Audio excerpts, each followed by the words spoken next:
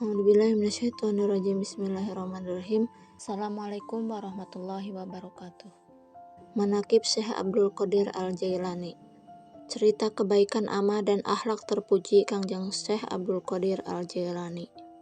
21. Manqobah ke-21. Syekh Abdul Qadir mengusap burung elang yang terputus kepalanya dan terbang kembali. Diriwayatkan sebagian dari karomah Syekh Abdul Qadir, pada suatu hari Syekh Abdul Qadir sedang mengadakan pengajian di hadapan murid-muridnya di madrasah yang beliau pimpin. Waktu itu keadaan cuaca sangat buruk, angin berhembus dengan kencangnya. Tiba-tiba muncul seekor burung elang melewati atap madrasah dengan suara yang keras, hingar-bingar mengganggu orang yang hadir di majelis pengajian. Maka beliau berkata, "Wahai angin, potonglah kepalanya." Lalu angin bertiup dengan kencangnya memotong kepala burung elang sehingga terpisah dari badannya dan jatuh di hadapan Syekh. Kemudian beliau turun dari kursinya, mengambil bangkai burung elang itu dan meletakkannya di atas tangan beliau. Diusapnya burung itu dengan membaca Bismillahirrahmanirrahim. Tiba-tiba burung elang hidup kembali kemudian terbang lagi dengan izin Allah Subhanahu wa taala. Dan hal ini disaksikan oleh segenap jamaah pengajian. 22. Manqobah ke-22. Syekh Abdul Qadir tiap tahun membebaskan hamba sahaya dari perbudakan serta nilai busana. Pada sebagian kitab manaqib meriwayatkan bahwa Syekh Abdul Qadir tiap hari raya sudah menjadi tradisi beliau membeli beberapa hamba sahaya untuk dimerdekakan dari belenggu perbudakan. Setelah dimerdekakan, demi membina kemantapan lebih lanjut, Syekh mewusulkan mereka kepada Allah Subhanahu wa taala. Syekh Abdul Qadir bila berpakaian, beliau memakai pakaian yang serba indah, bagus dan mahal harganya. Nilai kainnya harga per kilonya seharga 10 dinar dan tutup kepalanya seharga 70.000 dinar. Terompahnya untuk alas kaki yang beliau pakai bertaburan intan, berlian dan jamrud. Paku terompahnya terbuat dari perak. Namun pakaian yang serba mewah dan indah itu, bila ada orang yang memerlukannya, saat itu juga beliau berikan. 23. Manqobah yang ke-23. Syekh Abdul Qadir menerima makanan yang turun dari langit. Diriwayatkan pada waktu Syekh Abdul Qadir sedang berhalwat selama 40 hari lamanya, beliau bermaksud dengan niat yang kuat, yaitu tidak akan minum dan makan berupa makanan dunia, terkecuali kalau makanan itu turun dari langit, dan air untuk minum pada waktu berbuka puasa. Tinggal 20 hari lagi menuju hari yang ke-40, terbukalah langit-langit atap rumahnya. Dikala itu datang seorang laki-laki membawa wadah tempat buah-buahan yang dipegang dengan kedua belah tangannya, yang berisikan aneka ragam buah-buahan yang langka adanya. Rupanya bagus serta mengagumkan mata. Lalu dihidangkan kepada Syekh. Beliau berkata, "Ini makanan dari mana?" Sang pembawa tadi menjawab, "Ini dari alam malakut dan jamuan ini untuk Syekh." Syekh menjawab, "Jauhkan wadah itu dari pandanganku, karena emas dan perak diharamkan oleh Rasulullah Shallallahu Alaihi Wasallam." Kemudian wadah yang terbuat dari emas dan perak itu dibawa kembali. Pada waktu akan berbuka puasa, datang berkunjung malaikat sambil berkata, "Wahai Abdul Qadir, ini jamuan dari Allah Subhanahu wa taala." Disodorkan baki yang penuh diisi makanan.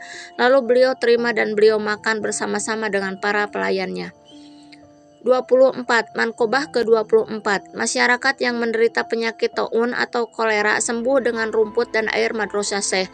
Para ulama meriwayatkan pernah terjadi pada zaman Syekh Abdul Qadir telah terjangkit wabah penyakit taun atau kolera sehingga ratusan ribu orang yang meninggal dunia. Berduyun-duyun masyarakat datang minta pertolongan kepada Syekh.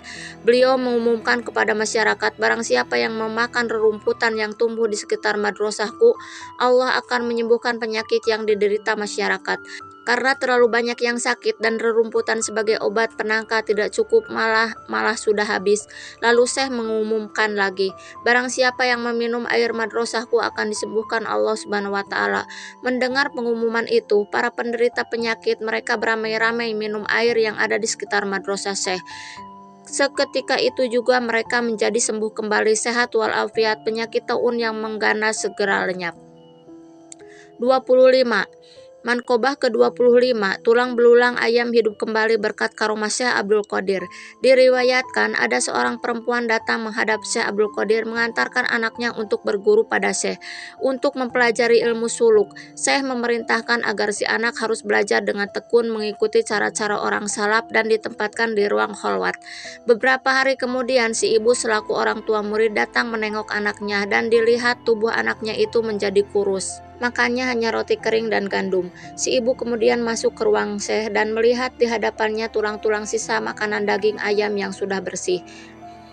Ibu itu berkata, menurut penglihatan saya, Tuan Syekh makan dengan makanan yang serba enak, sedang anak saya badannya kurus karena makanannya hanya bubur gandum dan roti kering. Untuk hal itu, apa maknanya sehingga ada perbedaan? Mendengar pertanyaan itu, lalu Syekh meletakkan tangannya di atas tulang belulang ayam sambil berkata, Kumi biidnillahi ta'ala alladzi yuhyil idoma wa hiya romim. Berdirilah dengan izin Allah yang menghidupkan tulang belulang yang sudah hancur. Lalu berdirilah tulang belulang itu menjadi ayam kembali sambil berkokok, La ilaha illallah Muhammadur Rasulullah Asy-Syekhul Abdul Qadir Waliullah. Tiada Tuhan selain Allah, Muhammad utusan Allah, Syekh Abdul Qadir kekasih Allah. Syekh berkata pula kepada orang tua anak itu, kalau anakmu dapat berbuat seperti ini, maka ia boleh makan seenaknya asal yang halal. Ibu itu merasa malu oleh Syekh dan mohon maaf atas prasangka yang buruk. Dengan keyakinan yang bulat, ibu itu menyerahkan anaknya kepada Syekh untuk dididik. Mankobah ke-26, anjing penjaga istal Syekh Abdul Qadir membunuh seekor harimau. Diriwayatkan bahwa Syekh Ahmad Jandah bila berkunjung bersilaturahmi kepada para waliullah, ia selalu menunggang seekor harimau, dan bagi pribumi yang dikunjunginya harus menyediakan seekor sapi untuk pangan harimaunya. Pada waktu ia berkunjung kepada Syekh Abdul Qadir, diminta seekor sapi yang digunakan sebagai penarik timba air setiap harinya.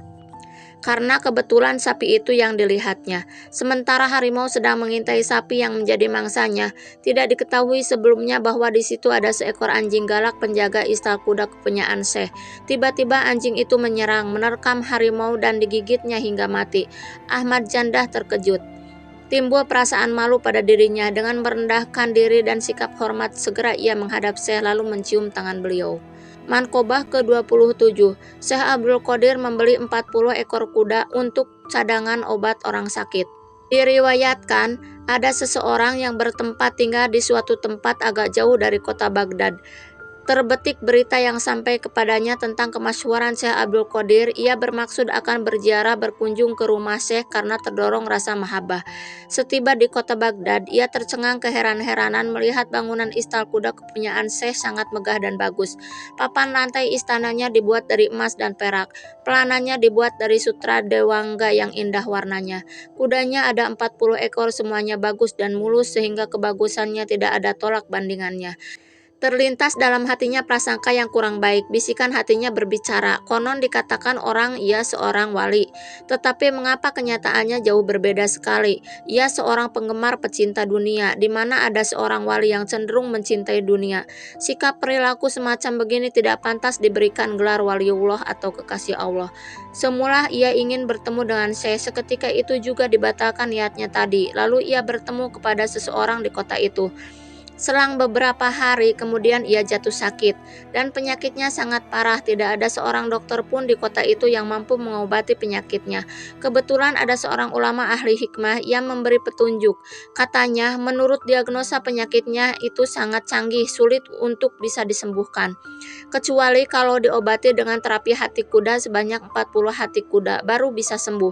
Dengan persyaratan kudanya harus mempunyai sifat dan bentuk khas tertentu.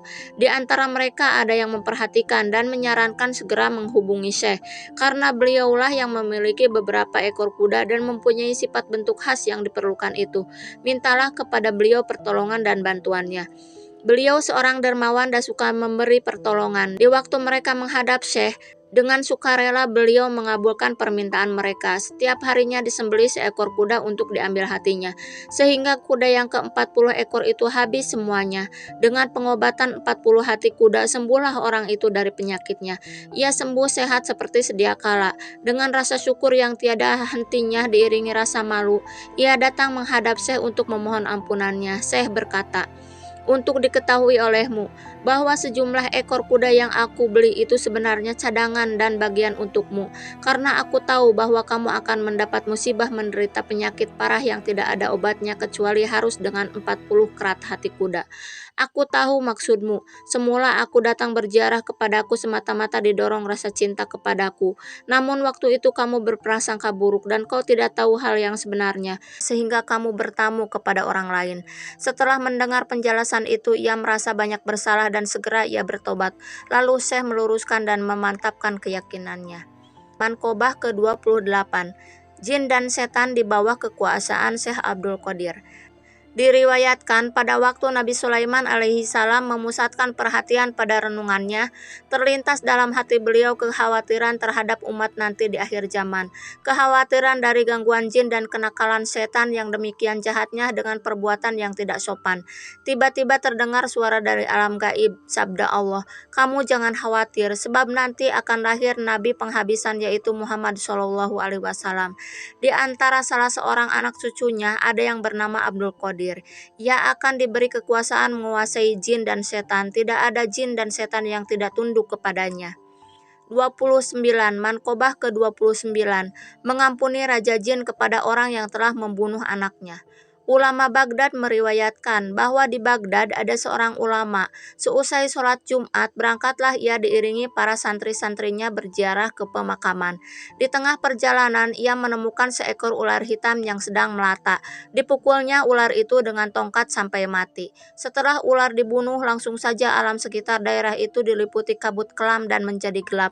Para santrinya tambah terkejut karena gurunya mendadak hilang. Mereka berusaha mencari di tiap-tiap tempat namun tidak ditemukan. Tiba-tiba gurunya muncul kembali dengan pakaian serba baru. Mereka heran dan segera menghampiri gurunya sambil menanyakan kejadian yang dialaminya. Kemudian diceritakannya bahwa asal kejadian itu begini permulaannya. Tadi, waktu cuaca gelap, aku dibawa oleh jin menuju sebuah pulau. Lalu aku dibawa menyelam ke dasar laut menuju suatu daerah kerajaan jin. Dan aku dihadapkan kepada sang Raja Jin. Pada waktu aku bertemu, ia sedang berdiri di atas singgasananya mahligai kerajaannya. Di hadapannya membujur sesosok mayat di atas panca persada yang sangat indah bentuknya. Kepala mayat itu pecah, darah mengalir dari tubuhnya. Sejurus kemudian sang Raja Jin bertanya kepada pengawalnya yang membawa aku, "Siapa orang yang kau bawa itu?" Para pengawalnya menjawab, "Inilah orang yang telah membunuh putra tuanku raja." Lalu Raja Jin menatap tajam padaku dengan muka marah. Wajahnya memerah padam. Dengan geramnya Raja Jin menghardikku, "Mengapa kamu membunuh anakku yang tidak berdosa? Bukankah kamu lebih tahu tentang dosanya membunuh? Padahal kamu katanya seorang ulama yang mengetahui masalah-masalah hukum." Dia berkata dengan suara lantang, muka berang menakutkan.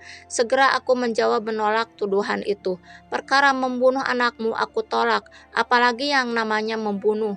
Bertemu muka pun aku belum pernah." Raja Jin menjawab, "Kamu tidak bisa menolak, ini buktinya. Para saksinya juga banyak." Lalu dengan tegas tuduhan itu kusanggah, "Tidak, tidak bisa. Semua bohong, itu fitnah semata." Para saksi jin mengusulkan supaya raja memeriksa darah yang melekat di ujung tongkatnya.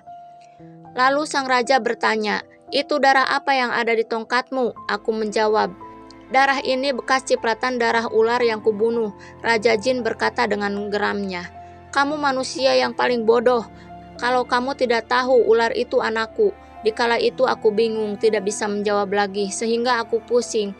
Bumi dan langit terasa sempit karena sulit mencari jalan pemecahannya. Raja Jin melirik kepada seorang hakim selaku aparatnya seraya berkata, "Manusia ini sudah mengakui kesalahannya. Ia telah membunuh anakku. Kamu harus segera memutuskan hukumannya, yaitu ia harus dibunuh." Setelah jatuh keputusan, aku diserahkan kepada seorang algojo. Pada waktu kepalaku akan dipancung, algojo sedang mengayunkan pedangnya ke arah leherku. Tiba-tiba muncul seorang laki-laki tampan bercahaya sambil berseru, "Berhenti! Sekali-kali jangan kau bunuh orang ini. Ia murid Syekh Abdul Qadir." Sambil matanya menatap Raja Jin dengan sorotan tajam. Lalu ia berkata, "Coba apa jawabanmu kepada Syekh kalau beliau marah padamu karena membunuh muridnya?" Raja Jin melirik ke arahku sambil berkata, "Karena aku menghormati dan memuliakan Syekh, dosamu yang begitu besar kuampuni, dan kamu bebas dari hukuman. Tetapi sebelum kau pulang, kamu harus jadi imam sholat untuk menyembahyangkan mayat anakku almarhum, dan bacakan istighfar mohon ampun dosanya." Setelah selesai menyembahyangkan, pada waktu pulang, aku diberi hadiah pakaian bagus dan diantarkan ke tempat semula tadi. Manqobah ke-30, berkat karomah Syekh Abdul Qadir bisa menolak gangguan jin dan orang jahat. Syekh Jalal Al-Bukhari meriwayatkan, barang siapa diganggu atau kemasukan jin, supaya dibacakan ke telinga orang itu bacaan Ya Hadratus Syekh Muhyi Alladzi Abdul Qadir Al-Jailani, Ya Hadratus Syekh Kutubul Alamin Muhyiddin Abdul Qadir Al-Jailani, insya Allah ia akan sembuh. Dan barang siapa merasa takut dari gangguan orang jahat atau musuh, maka ambil segenggam tanah hitam dan baca nama Syekh Abdul Qadir pada tanah itu, lalu sebarkan ke arah yang ditakuti. Insya Allah akan terpelihara dari kejahatan. Barang siapa yang mendapat kesusahan hidup, lalu ia bertawasul kepada Syekh Abdul Qadir, Allah akan mengganti kesusahan dengan kesenangan dan kesulitan dengan kemudahan. Allahu a'lam bishawab. Wassalamualaikum warahmatullahi wabarakatuh.